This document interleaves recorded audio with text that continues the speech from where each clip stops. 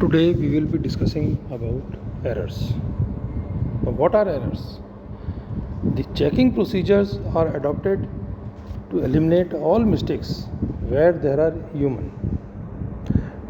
This can be due to the computer or technical, or due to the calculated devices. So error can occur by human. Now they are classified as transaction errors, round off errors, propagation or inherent errors, absolute, relative and percentage errors. Now what are transaction errors?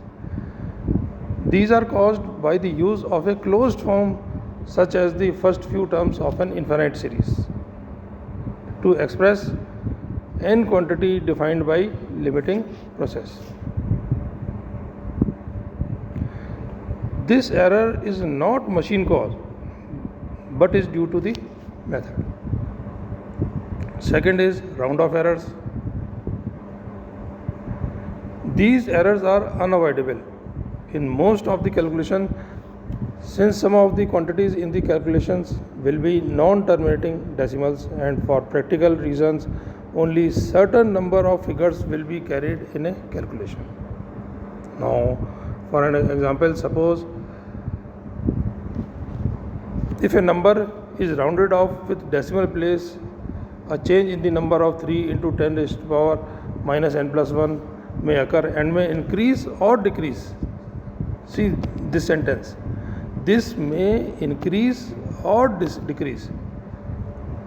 This also put error on the number. Now propagation errors. These errors are due to approximate nature of the applied formula used in the solution. It is caused by the use of previous points calculated by the computer, which already are errors owing to the two errors, since above we are already of the solution curve. We cannot expect such new points are computed to be a correct solution curve. Now last is absolute, relative and percentage errors. The absolute error of number measurement or calculation is the numerical difference between the true value of the quantity and its approximate value as given or obtained by measurement or calculation. The relative error is the absolute error divided by the true value of the quantity. The percentage error is 100 times the relative error. If suppose we take an example, suppose if A is the true value of the quantity and A dash is the approximate value, then absolute error will be A minus A dash. Relative error is A minus A dash upon A, or mod of A dash upon A minus 1. And percentage error is 100 into A minus A dash upon A.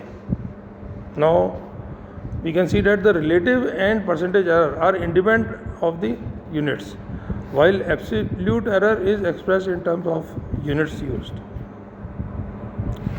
If the first significant figure of a number is k and the number is correct to n significant figures, then the relative error in this number is less than 1 upon k into 10 raised to the power n minus 1.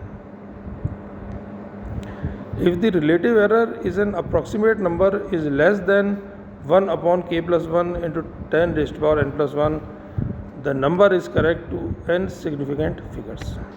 And if the relative error of any number is not greater than 1 upon 2 into 10 raised to the power n, the number is certainly correct to a significant figures. Now we will see the general method of obtaining an error of a function. Now let w is a function of n1, n2 up till nm,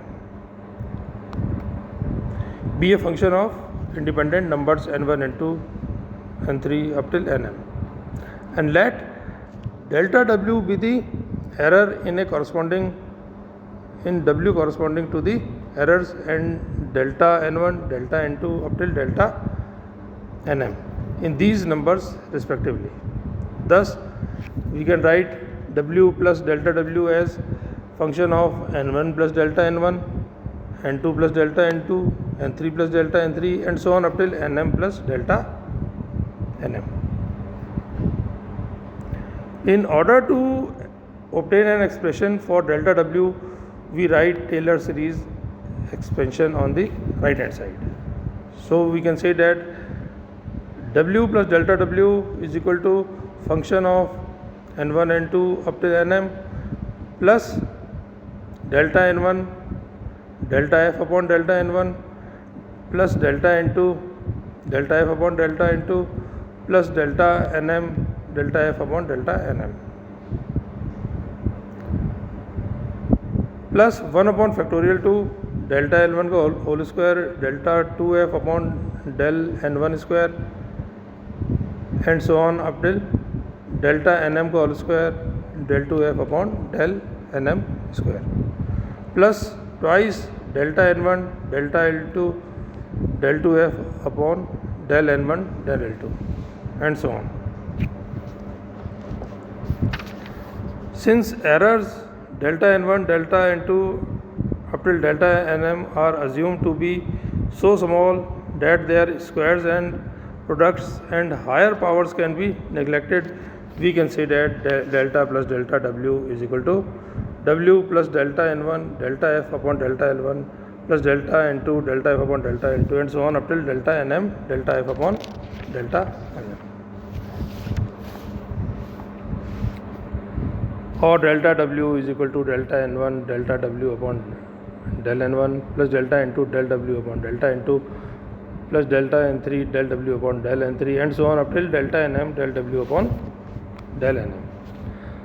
Now this is the general form which enables us to compute the error of a function of m independent numbers. So relative error will be delta w upon w. So which is equal to delta w upon del n1 delta n1 upon w plus del w upon del n2 delta n2 upon w and so on up till del w upon del nm into delta nm upon w. So these are the various types of errors. Next time we will be discussing some problems, so this can be understood easily. Thank you.